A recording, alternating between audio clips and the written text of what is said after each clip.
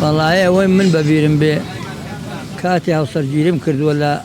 بدايتي حفتا كانوا أو سا أشون جيروشمانا كري بإخلا كابراي سماكيلا دكيه مبوهات ولا بيانا وكاك رستم أو توري هوني وتوري بشوكي هلان أو كهل ديا توري كم بيجت هو بس ديناروني أوسا فار روات يبو ترى لكاتي جيرك يا عيب نبي الله كان بريا أسوم لو سما بر ما سي جوان ما قرتو لقال خزان ما برجان ترى بس ما يوا هالمانا قرد ما كده كره وخول وابو توري كده الله حوهشت بان كوز دردي جوري بيوابو أنا والله قلتني راحتها بز أو ما سيقولانا أو قومن مكان ولا بني مكانه يتبعوا بيد تور بيابو هرداو كراو بتور هلي أين لبني أو آويا بيو بيو كوي كانوا يقدر أبو بيقدر ماس دو كذا شون رامانا كسائق إيش ما نقول أبو حتى 100 كيلو قرتو مانا أنا والله 100 كيلو 80 كيلو 50 كيلو أو أمان قرت بس ماسي قوريش لهم يعني قورتر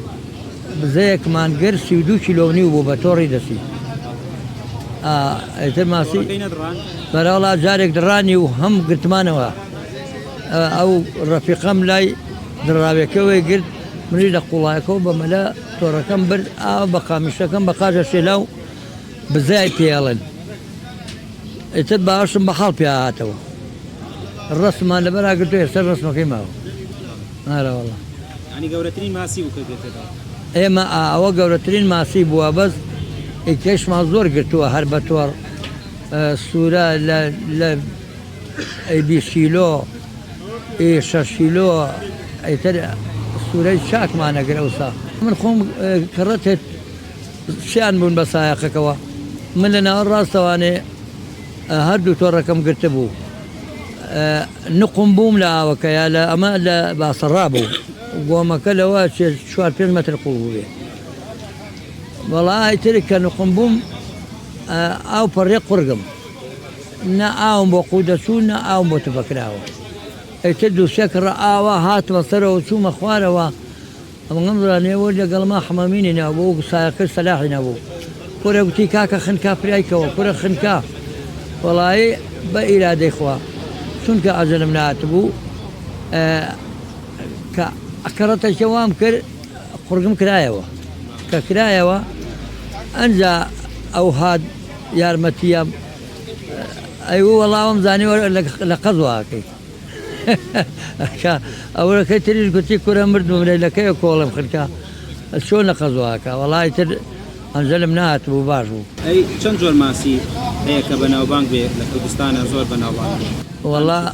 كزور بناو بانك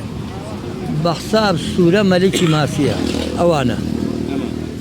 أو ملكي ماسية بلام بزا هيا كلها هيا لو خوش تريشا أو بزانا حتى 100 كيلو تيادي ولا أصحاب السبي كالتيانك أو سامن ماسمة بربو أصحاب السبي أم سورة بزا ولوت سمي الله لوين فروش بلام سورة كالن ملكي ماسية للا من بزا نو ماسية بيالن كلا وكلوتو آيا أو أنا لو خوش تريشن أو أنا زوتر لسورة جورة الأبن أجين سورة تا 100 كيلو تيا هلا كوي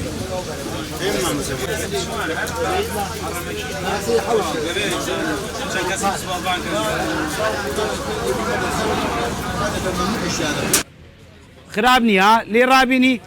دانيكم لو ورتكو باكا با قربان بم خوي عادة أمور دانا شر زور بو سور كردنەوە خەڵک باکارێ ئامۆزا لەسەر ئەو ماسیانە ئێستاکە وەرزی قەدەغی ڕاو ماسیال چیراوە مەسەن ڕۆژانە ماسی چەم یەتە ئێرە خەڵک زیاتر تەڵەبی لەسەر ماسی چەمەیان ماسی حەوزەکە زیاتر خەڵک ماسی چەمە بەس بە حکومیەوەی ئێستا ماسی حەوزەکە هەرزانە خەڵک و یاوەتە حەوزەکە بس كلية ماسي حوز أمره شوابين سعر ماسي مردو هذا ده سليمانية و ببينشتان بشاشتان هذا كلية 1500 2000 ماسي كم أقول جرانا لا 4000 وتا 12 رو وكالكي كما أمصال أوزورة بهي حكومية ويا أوزورة كتودا كم بوتوه سيلا بحركان شابهي رشبا وباي كهبي ماسي راوناكري هل باهي كهبي وكالة كهبي ماسي بحري كان كم تراوكري ماسي كم كان راوجا كان عشان بشوفه نهال يعني 20 كيلو 25 كيلو ماسي كابرا شو روجلو دشتيابي بيدرنا يعني بتوزع سعري خالصة ئێستا گرانترین ماسی چەم بڵێنیت چەمی خۆمان بێ نرخەکەی چەنە وەکامەیە کام جۆر وەکو چەم ئێستا شەبوتەکان ئی بەحری هەیەوی چەمیژێ ئی بەحر بە 10,000 11 تا 12,000 ڕوە هیچ چەمەکەش لەو سعرانەیە تێر زەردە ماسی ژێ زەردە مشارە ئەو کوڕانەچن ڕاویەکەن ڕۆژانە یەنن 6,000 7,000 8,000 بە گوێری حەجمی ماسیەکەی گەورە بچووکی ماسیەکە هەتا 10,000 ژەڕوە لە کوردستان چەند جۆر ماسیمان هەیە ئەنی وەکو بیژمێری مەسەن ناوەکانیان ناوەکانی بەزینی من لەو چمانی خۆمانە مشارە هەیە زەردە هەیە چاتکە هەیە سەراویلکە هەیە خۆتەکە هەیە پانکە هەیە سمێڵە هەیە بزە هەیە قاشنە هەیە کاربی بەحرمان هەیە ماسێکە پێڵ حکوومەتی گەرا پانکە ئەوانەمان هەیە شەبوتمان هەیە ئەم نوعش لە مەدەقەی کەلار بۆ خوارەوە شلکی تایە ماسیێنقا هەمانە دەربەنی خان ماسیێنقەمان هەیە تقریبا 15 16 17 جۆر ماسیمان لە کوردستان هەیە ئەو ناوانی کە باسە کامەیان لە هەمیان تا چێژی خۆشتر بە عامی خەڵک سوورە ماسی شەبوو لە دوای سوورە بزە سمێڵە زەردە مشارە ئەمانە خەڵک عامی خواستی لەسەر